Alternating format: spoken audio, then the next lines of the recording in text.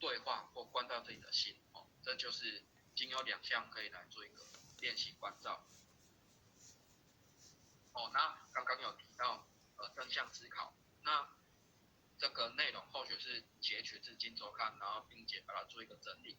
那它标题就有写到，正向思考是接受真实的情绪，然后兼顾正负面的信念。那我们的一生当中会遇到成功或失败，或是有大大小小、许许多多不同的挫折。那怎么样在这个事件当中去做一个让自己做一个调整自己，然后并且以积极乐观的心情去做一个面对。那正向思考呢，或许简单把它整理的这3点。那就是第一点，你不会去过度放大或是刻意忽略或压抑自己的情绪。那么在第2点，正向心理学它有提到，正向思考它真正的目的，最主要的目的是帮助人们找到内在的心理能量，那用这个心理能量来调整自己，然后让自己可以变得更好。所以说它也需要去了解接受自己的自我的真实感受。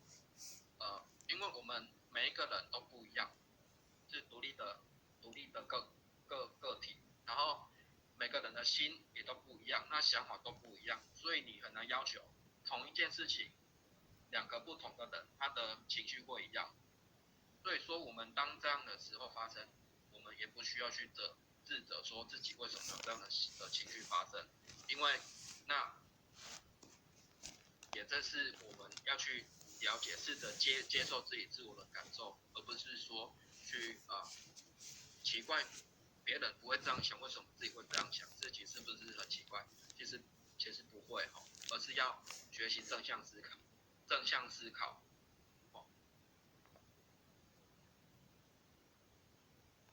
那再来有提到在布施，其实它有财施、法施跟无畏施。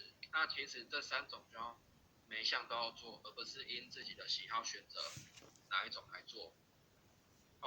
那或许也觉得这三项3施并行，就是我们佛堂讲是在讲的福慧双修。为什么这样子提呢？财施跟无畏施是不是福报的这个部分？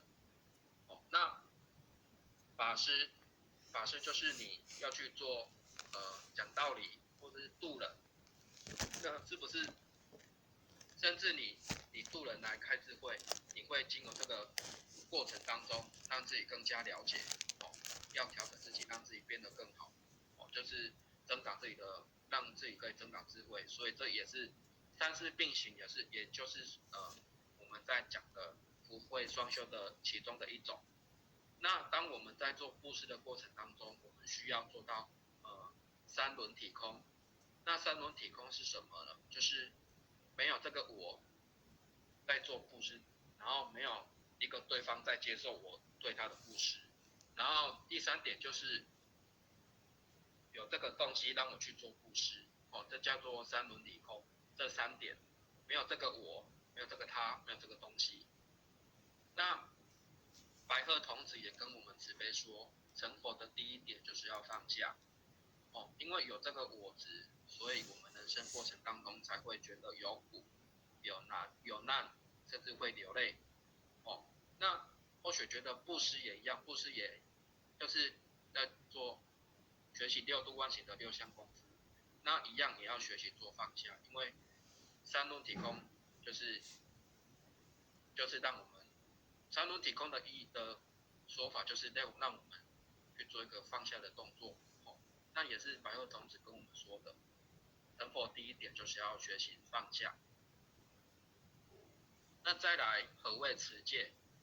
那一般讲的持戒就是5戒10善。那道场的话，佛堂在讲的就是戒律，就佛规45条。那5戒什么叫做5戒？5戒就是杀盗淫妄酒。戒加一个戒，那戒10善就杀。是不杀生、不偷盗、不邪淫，那是身体的部分。那不妄语、不两舌、不恶口、不绮语，这个是讲话的部分。那不贪不嗔不痴，这个是你的想法心的意行，就是你的心在想这个部分。好，那不杀生就是仁慈嘛，就是忍。那不偷盗就是义，不邪淫就是礼，守礼。哦，那我们在神元山的这个凉亭哦，它那边除了有一尊弥勒佛的那个石像以外，在水池的旁边也有可以看到有4个嘛，4个这个石像的雕刻。那有提到就是非礼勿视、非礼勿言、非礼勿听以及非礼勿动嘛。哦，那不邪淫就是守礼。那不妄语为什么是信？不妄语就是守信用，因为你不会乱讲话、乱做一个承诺。那不喝酒就是智慧，因为为什么喝酒会跟智慧有关系？因为当我们去喝酒的时候，会怎么样？喝得醉醺醺的，还有喝得直接醉倒。那这样的话，你还有办法去控制你的言行举止吗？没有办法。所以不喝酒就是一种是智慧的表现。那再来佛规15条的部分，15条佛规，相信各位浅显都非常的了解。那后学觉得比较重要的几点，后学也用蓝色的颜色把它标起来。哦，那第一点，尊敬先佛的部分呢，其实不只讲说要尊敬这些先佛菩萨，而是要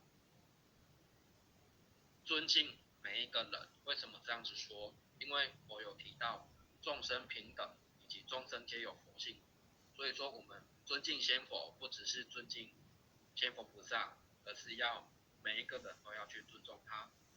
那再来斋庄中正的部分，不只是外表要穿得整齐哦，服装仪容整齐，而是要内心也要庄严，这才是真正的斋庄中正。哦，那众圣轻凡，或许等一下会做一个完整介绍。那不只是来佛堂来就说圣，哦，然后你回到家庭就算就是反，哦，其实不是这样子。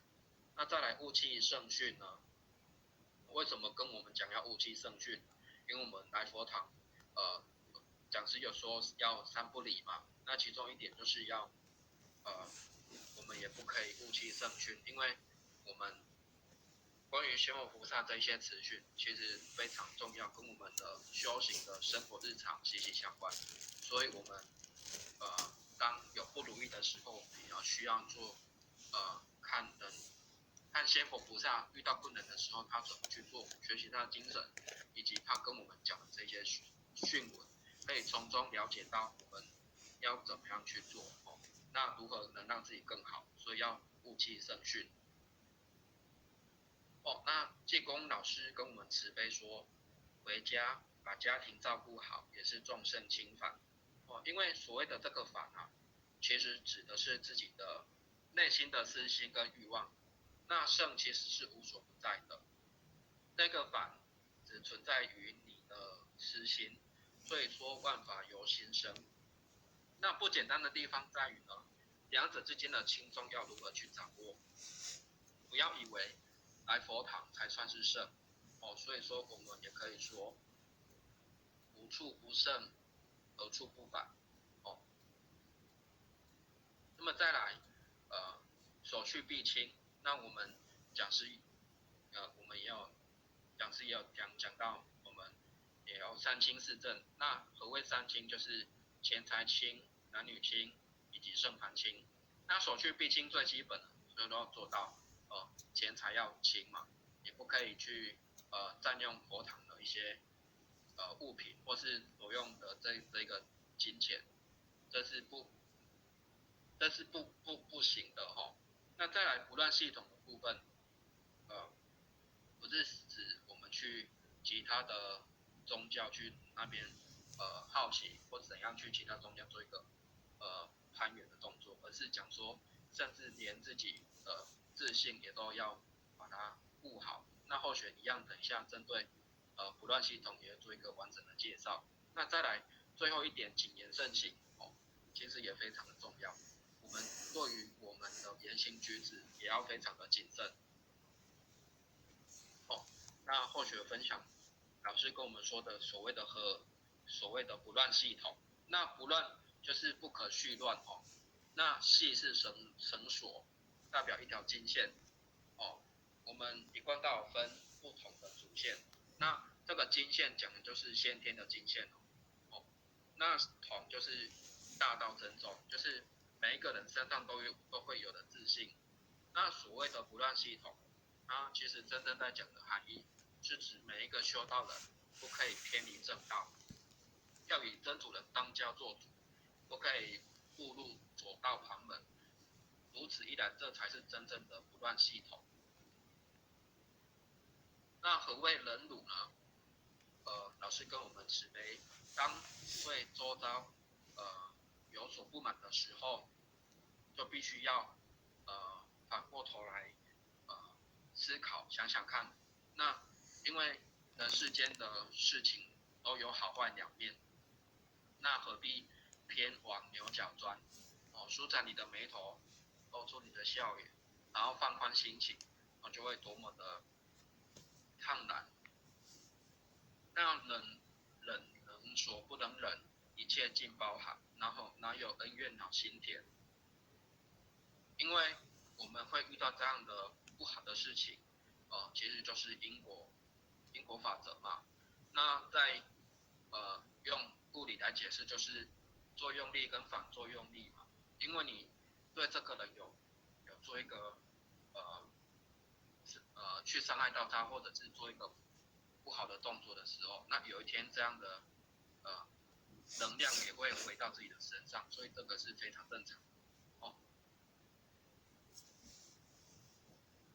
那我们就来听何谓忍辱。后学先分这个先。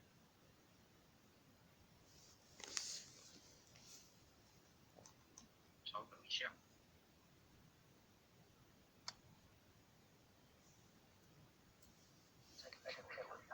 我们是不是人欺负人家诽谤甚至别人陷害，我们都能够忍受，没有怨恨，没有报复，而且还感激为什么会感激呢？这个境界现前了，就考验我们自己了。我有我能忍，能不计较他来去考试了，我及格了，他是我的老师，我怎么能不感激他？没有他，我怎么晓得我功夫真有的功夫？一点怨恨都没有。所以要经得起考验。那因为时间的关系，我们就看到这边。那我们接着再继续分享六度万行的部分。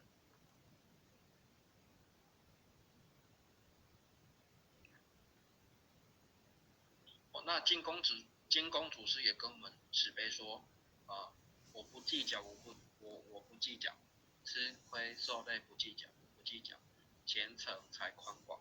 我要包容，他人短处要包容，涵养才会深厚。我常开心，行善积德常开心，人生才会得康宁。我定正果，济世救人定正果，修行才有价值。所以说我们经由学习忍辱的这个功夫，其实也是非常重要的。再来，何谓精进？或许分享蓝彩的大仙跟我们持续消冤解孽训中训。那因为我们有种下这个因，所以今生才会得到这样的果。这是亘古不变的真理。那我们来这人世间轮回已经6万多年了，那我们三元具足才今天来经由，我们才能求道开智慧。那我们知道了这个开智慧之后我们要真修实办，三师请见财师、法师、无畏师。那在其中的过程当中，也要真实的去忏悔改过，改恶向善。那也要坚持破除万难，实行一贯。然后在过程当中，不管遇到的事物的考验也好，都要心甘情愿，然后竭尽全力来积极帮办。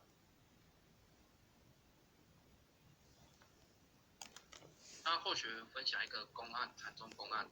那在宋朝的时候，有一位高妙峰禅师，他为了想办法对治自己的昏沉，于是就在峭壁上的高台去打坐。那这个妙高台非常的小，只有一个人的位置这么大。如果你打瞌睡啊，就很容易从这个峭壁上掉下来。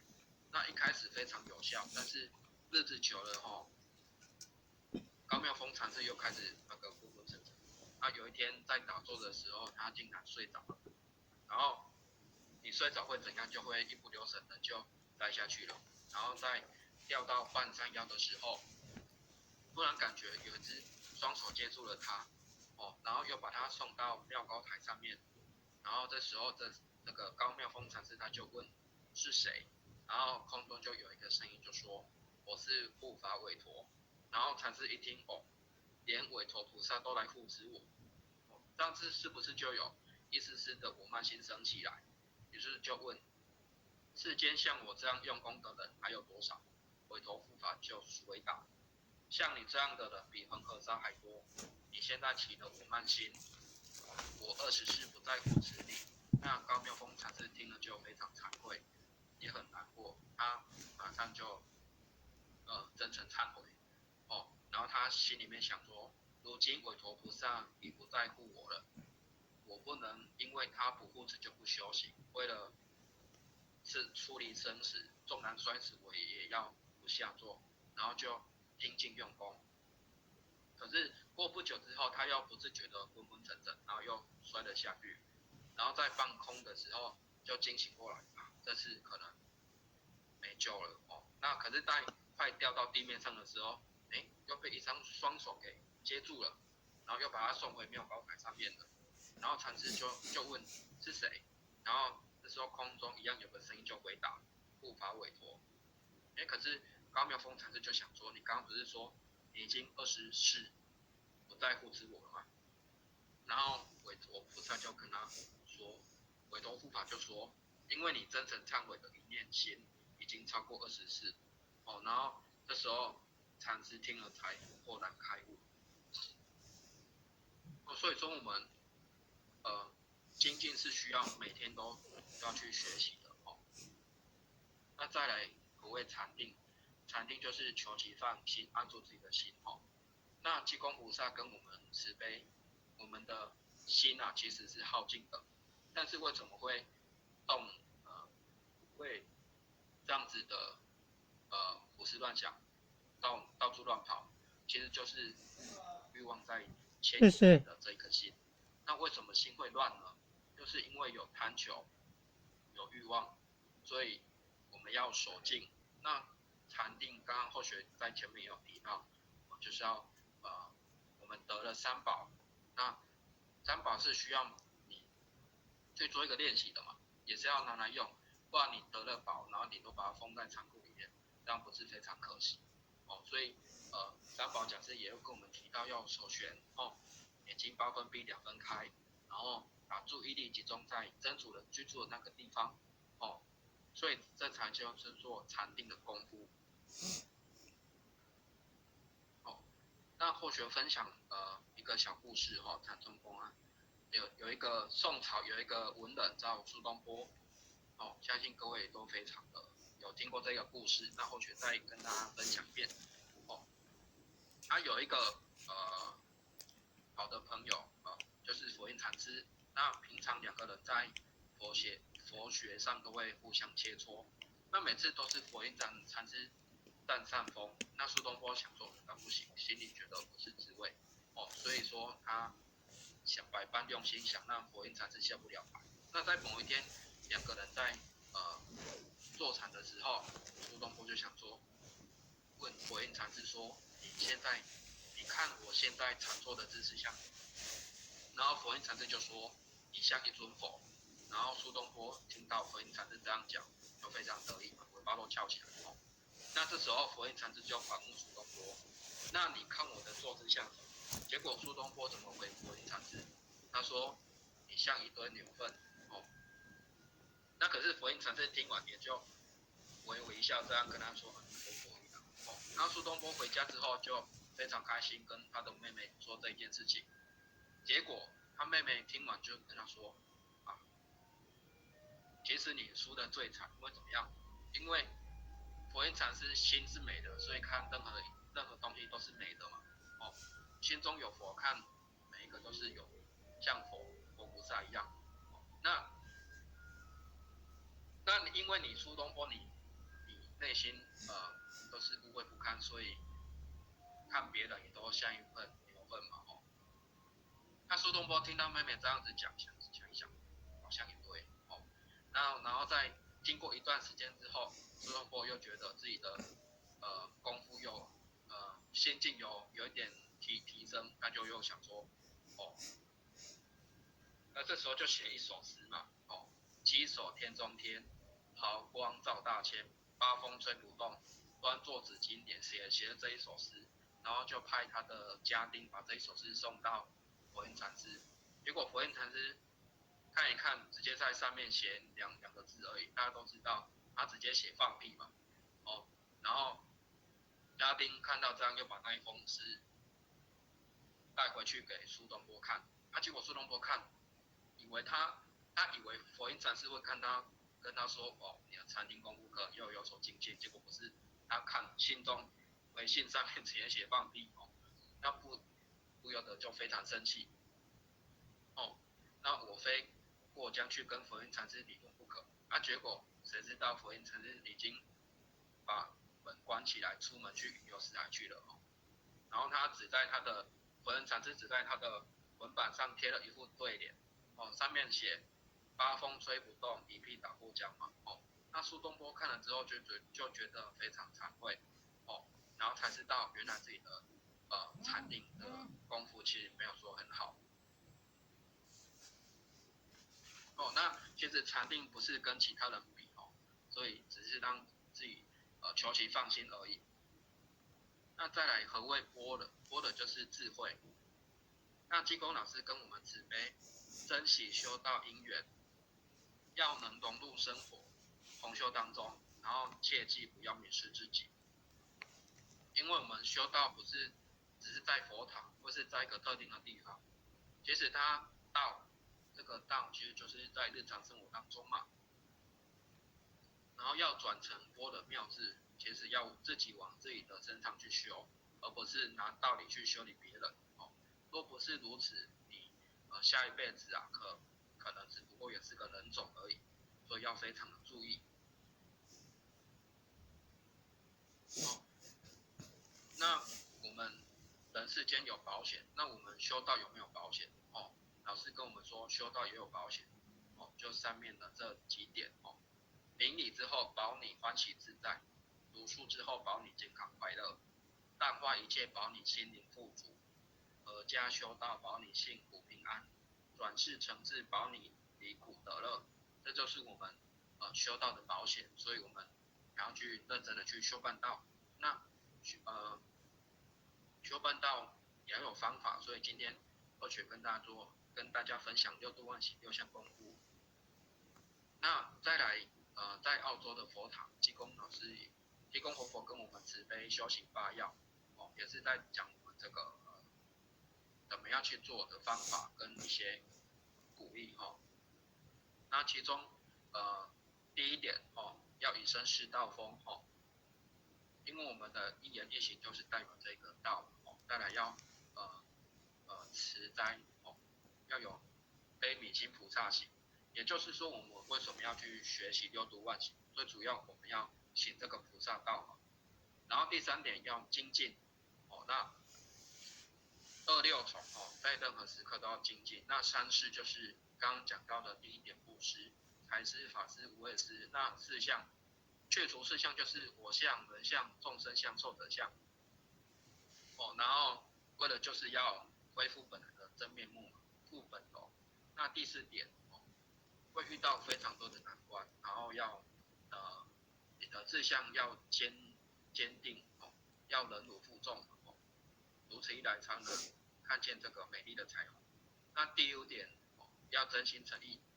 那第6点要道化与家庭将这个道呢，也在家庭生活当中也要去做而不是来佛堂来做。那第7点呢，讲到孝顺，其实我们修行最基本的一开始就是要孝顺。那当然第8点最主要的目的就是世界大同，让所有的兄弟姐妹都能够得登彼岸。那或许这边分享一个问题，在什么地方进行？那是在家庭才做吗？还是在工作，或是在学校或是在职场？其实不是是无时无刻任何地方都要去做。那济公老师跟我们慈悲要怎么样去点亮这个智慧明灯我们过年的时候都会去点，可能在还没有来佛塔之前，在社会上都会去庙里面点光明灯嘛。那其实我们来求道已经也有点亮我们的光明灯了，但是这个虽然我们来求道点亮这个光明灯，但是你如果没有去做，认真的去做，那这个灯会不会越来越小？其实会那我们要怎么样维持把它再把它点亮呢？其实就是要学习6度万行6项功夫，来让自己变得更好那人生的课题，其实人的一辈子会遇到非常多的事情，那借由这些事情来磨练自己的个性也好一些等等面对挫折。那人生的意义就是要造福人群，因为我们也是其他前贤把爱分享给我们，度我们去求道，然后平常都会关心我们，所以我们也要将这一份爱分享出去，然后道风传德以身示道。那人生的必经呢先苦后甘，一定要先苦后甘嘛，你不能说是先甘后苦那如果你要先甘后苦，可能就会苦很久那在这个先苦后甘的过程当中，精雕细琢，这个不是去雕别人其实是自己去雕。因为为什么会讲精雕细琢？因为我们已经污染了非常多这个不好，所以我们要把这些去除掉的时候，需要精雕细琢的这个功夫。那人生的究竟、觉醒本性，了解真主人自己的真主人，以真主人去做主，才能够生死解脱。那修行的发愿，自度度人，无私无我。修行的功课，真性不变，后望无着。修行的历程，6度万行，慈悲喜舍。修行最主要的目的，就是要关照般若，见性成佛。那我们经由这6项功夫慢慢的去做，最后就能够关照般若，然后见性成佛。那或许在这张简报上放的是当相片，为什么呢？因为我们也要效法这些圣贤先佛、前人老、前贤们他们师尊师母、和老前人以及成前人，他们在修行的过程当中也会遇到非常多的考验或者挫折。那他们有放弃吗？他们其实也没有，他们也都是依照这个6项功夫认真的去把它做到所以他们的德性才会如此的深厚嘛所以我们如果有不如意或者是挫折的时候，请不要放弃，也要看看这些前贤们他们怎么样去突破，那我们是不是也从中可以找到方法，然后去做一个学习，让自己变得更好。最后结语的部分，那后学今晚我想来点麻辣鸡丝凉面，你够